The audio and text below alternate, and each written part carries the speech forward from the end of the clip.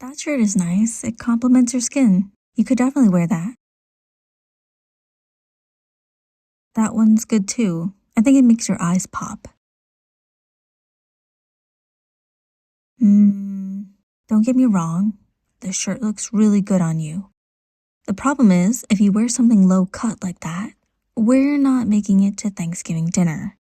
Hell, we're not making it out of the house. Sorry, baby.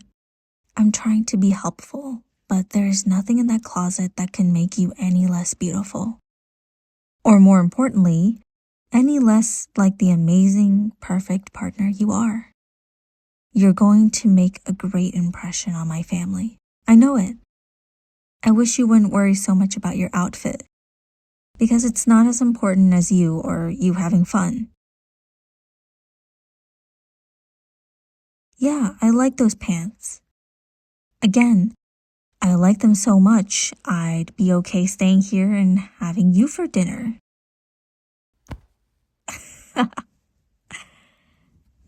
Shut up, you think I'm so funny, and I know it. The ones on the left, they're stretchier and more comfortable, which will be important when we lapse into our food comas. No. Did you really just ask me if they make you look like a tramp? Who says that? You never say that. The holiday jitters, they've really got you. Baby, you look great.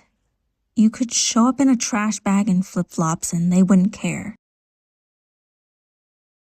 Of course, we can't forget about the shoes. Not the ones on the right, definitely. Those are a little formal, especially with the outfit. Honestly, though, this part should be the least of your many unnecessary worries. My grandparents are, rightfully, the sort of people who ask you to take off your shoes when you come in the house. No, baby, that doesn't mean worry about your socks. Nobody cares about your socks. Oh, honey, you are actually really nervous about this, huh? Come here, baby. Let's take a breather together. Come sit on the bed with me. We will, on my first dog's grave, be on time, which honestly means we'll be earlier than a good third of my family. We can afford to sit and relax before we make the drive over. Please.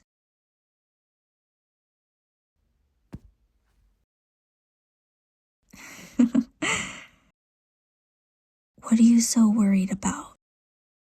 It's not like this is the first time you've met any of my family. My brother fucking adores you. Robbie likes you more than he fucking likes me. More relatives just means more fun, more chaos, more people who are going to love you as soon as I introduce you. You have to know that, right? That they'll love you so much and right away. You make me so happy. I talk about you all the fucking time. Plus, you are insanely out of my league.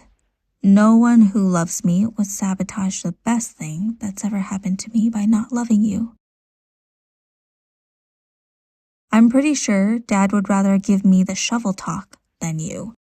That's how much he's going to like you. It'll suck for me too because he can make it really scary if he wanted to.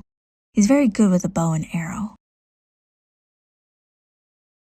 Oh yeah, better than anyone you've met.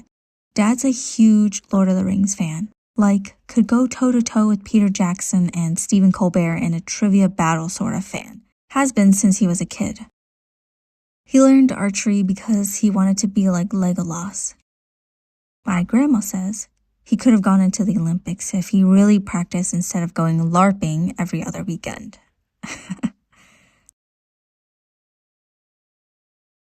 Religiously and without shame.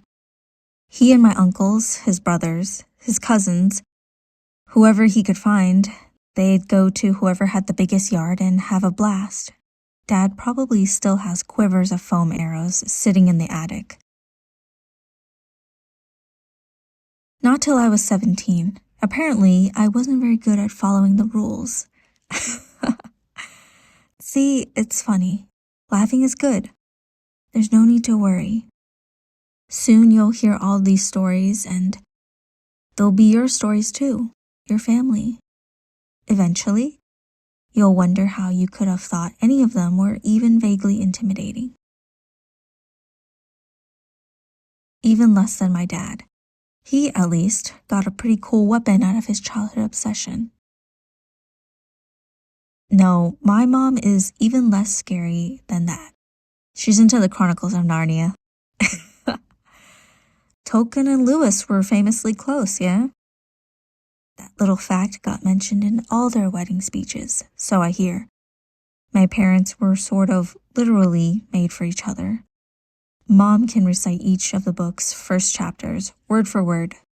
Those were our bedtime stories. Robbie's favorite was The Lion, the Witch, and the Wardrobe because he's basic like that. Mine was Voyage of the Dawn Treader because I always wanted to be a pirate. You would love Prince Caspian. Did you have a crush on him? Yeah, me too. Don't tell Mom. Who else are you scared to meet? I'm on a roll. Well, for one thing, my grandparents are the most soft-hearted people you'll ever meet. They are just absolute pushovers. Second thing, they are, can you guess, huge fucking nerds. Have I really not mentioned this before? Well, you're in for a treat. Okay, so my grandpa on my dad's side, classically trained Shakespearean actor. Objectively, so good. He used to make us laugh as kids by doing monologues in the silliest voices and accents he could do. And he can do all of them. The Queen Mab monologue from Romeo and Juliet is weirdly amazing in an Elmo voice. I'll have to ask him to do it for you. He used to quiz us for money as kids. Grandpa would say a few lines and would give us a few bucks if we could name the play. Extra if we could name the act and scene. You'd think, but we were actually terrible at it. That never mattered though. He's a stickler, but still a grandparent. He'd default to opening scenes or monologues when we got frustrated, the easiest to remember. He just wanted us to have that candy money and to at least pretend to work for it. Then there's my grandma on my mom's side. She's as my gramps call her, the goth baddie of the family. I don't know who taught him that, but I hate it. That's why he says it. He thinks it's so funny. In love, 60 years and counting. Since they were kids. Apparently she's always been like this, weirdly obsessed with Edgar Allan Poe. Her and her girlfriends go to Baltimore every year for his birthday. It's the biggest deal. Tours, bar crawls, masked balls, mysterious figure leaving roses on his grave. Poe's birthday is a whole event. She sends postcards. She would have loved to, but for very understandable reasons, Grams wasn't really allowed to share her stories with us.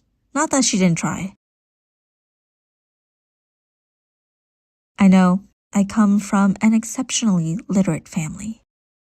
It's like if the History Channel made sitcoms. No, funnily enough, me and Robbie must have skipped the bookish genes. We like books, well enough, of course, but not as much as they would have liked. Gramps likes to joke it's because of those damn computers and smartphones.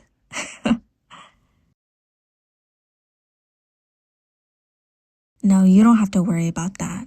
Honestly, it might be better that you don't know a lot about their books because that means they'll want to teach you. By teach, I do mean rant or lecture, by the way.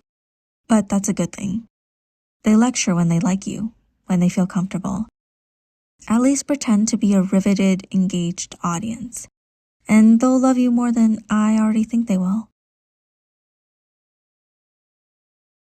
I swear on my library cards that there is absolutely nothing you could do to make them hate you. Well, except maybe get them started on anti-Stratfordian theory. That's the theory that William Shakespeare, the guy, was too poor, uneducated, and untraveled to have written his plays. That some rich guy used him as a pseudonym. That'll get all of them riled up in the most hilarious way. They won't even get mad at you for bringing it up. They'll just be exasperated that that'll be the whole night. Till the cows come home and the wine runs out. It's so interesting, at least the first time you hear about it. Then it just becomes really fun, but also repetitive rants about classism and anti-intellectualism. Robbie and I have sort of a bingo card for it. Want to play? Winner gets the last slice of whatever pie Mom made. Then we'll have to get going. Feeling better? Excited maybe? Good. I'm really excited for you to meet the rest of the family because I know it'll be fun. Because I can't wait for them to meet the person I love. I really, really can't wait. So put on your shoes. If you get a move on, we can grab coffee for the drive and I can tell you all about the bingo card. Okay, so the easiest square to check off is making Graham say fuck. She only does that when she drinks, but it's hilarious. Next, someone is going to spit, and I do mean actually spit, at the spirit of Queen Elizabeth.